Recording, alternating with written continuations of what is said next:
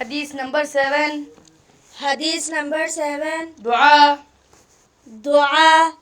قال رسول الله قال رسول الله صلى الله عليه वसल्लम सल्लल्लाहु अलैहि वसल्लम फरमाया रसूल अल्लाह फरमाया रसूल अल्लाह सल्लल्लाहु अलैहि वसल्लम ने सल्लल्लाहु अलैहि वसल्लम ने अद्दुआउ अद्दुआउ मुख्खुल इबादा, मुख्खुल इबादा, दुआ इबादत का मग़ज़ है।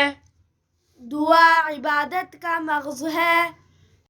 Interested in learning more Nurani Qaida, Dua, Surahs, Kalimats and much more? Then subscribe so together we can earn more good deeds.